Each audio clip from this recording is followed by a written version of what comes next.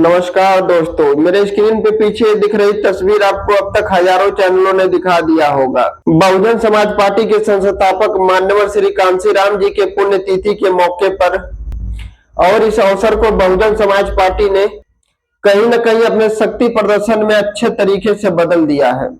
जनता की इस ताकत को आप एक बार नहीं बार बार देखिए। बहुजन समाज पार्टी और सुप्रीमो मायावती की ये वही ताकत है जिसका जिक्र बार बार होता है, जिसको लेकर जनता के बीच सवाल उठता है, लेकिन जिनके हाथों में बड़े बड़ों को हिला देने की ताकत है, आखिरकार वो अपने हाथों को मोड़कर क्यों बैठे हैं? यदि किसी के पास सोने की कुदाल है और वह उससे मिट्टी खोद रहा है या फिर चुपचाप बैठा है, अपने लोग भूखे मर रहे हैं, तो इससे ज्यादा मूर्खता क्या होगी? एक तरफ आप भीड़ के तस्वीर को देखिए और दूसरी तरफ देश में हो रहे दलितों पे अत्याचार को देखिए। आपको बता दें कि बुआ जी के इस कार्यक्रम में कुछ लोग इसलिए आए थे कि 15 साल से उनको देखा नहीं, उनको सुना नहीं, 15 सालों के बीच सामने से रूबरू नहीं हुए। कहा यह भी जा रहा है कि आखिरी बार मायावती जी ने रैली अक्टूबर 2016 लखनऊ में किया था। अब आप कल्पना करिए कि 9 साल बाद कल की नेता ऐसी खतरनाक रैली कर रही हैं, वो भी 9 साल तक सन्नाटा रख के। कहानी कितनी गंभीर है।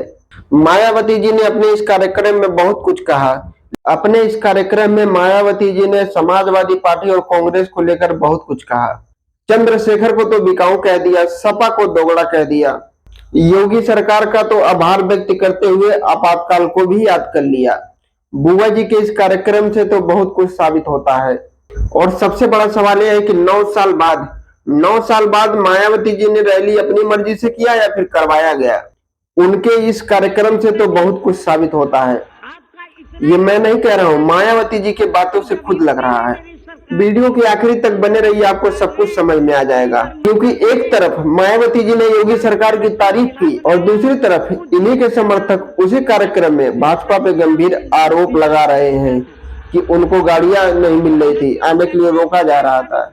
लखनऊ की ये घटना यानी मायावती जी का ये कार्यक्रम अपने आप में ऐतिहासिक तो है ही, और उसके आगे पीछे की कहानी भी अपने आप में नायाब है। मायावती जी ने जो बोला वो तो महत्वपूर्ण है ही, जो नहीं बोल पाई वो और ज्यादा महत्वपूर्ण है। लखनऊ में मान्यवर कांशीराम जी के परिनिर्वाण दिवस पर कांशीराम स्मारक पार्क में बुलाई गई इस रैली में जबरदस्त भीड़ उमड़ी। बीएसपी मुखिया मायावती ने कायदे से अपना शक्ति प्रदर्शन किया, मगर ये सवाल है कि ये शक्ति का प्रयोग दलितों के हित में क्यों नहीं हो पा रहा, और अगर नहीं हो पाता है तो इस शक्ति का क्या अर्थ रह जाता है? अमृत काल आने के बाद देश में दलितों के खिलाफ अत्याचार घटने की बजाय बेतहाशा बढ़ता ही चला जा रहा है। हाल ही में यूपी के पूर्व मुख्यमंत्री अखिलेश यादव ट्वीट करते हुए एनसीआरबी की आंकड़ों का हवाला दिया और कहा कि यूपी दलितों के अत्याचार में नंबर 1 पे है, यानी टॉप पर। तो सवाल है, जिस उत्तर प्रदेश में बहन जी जैसी ताकत है, जिन्हें आज भी दलित नेताओं के टॉप श्रेणी में रखा जाता है, उसी प्रदेश में दलितों के साथ सबसे ज्यादा अत्याचार हो, तो क्या यह शक्ति व्यक्तिगत बन के रह गई है? हिंदुस्तान के इतिहास में पहली दलित महिला बनी जिन्होंने 5 साल तक मुख्यमंत्री का पद संभाला। और जहां तक मुझे जानकारी है कि पहली बार किसी दलित मुख्यमंत्री 5 साल तक अपना कार्यकाल पूरा किया उत्तर प्रदेश की जनता के दम पर। मगर इसके बाद बसपा का ग्राफ लगातार गिरते ही चला जा रहा है। संभालने की बजाय आरोप लगता है कि बहन जी खुद ही चुनाव में अपना ग्राफ गिरा देती हैं।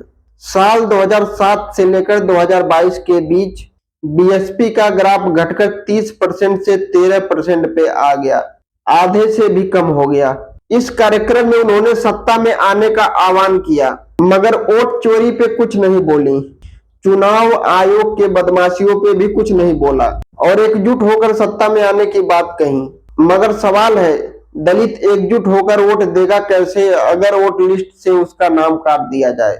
अगर उनके वोट की गिनती ही न हो, वोट में गड़बड़ी हो जाए, तो उनके वोट डालने का क्या ही अर्थ रह जाएगा? जिन बाबा साहेब और जिस संविधान की बात इन्होंने किया, उन्होंने ही सबको एक वोट का अधिकार दिया।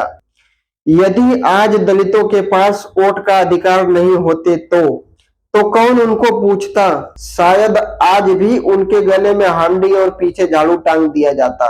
जब जातिवादी लोग देश के चीफ जस्टिस के गले में एआई से हांडी टंगवा सकते हैं, जूता मार सकते हैं तो आम दलितों के साथ क्या क्या नहीं हो सकता।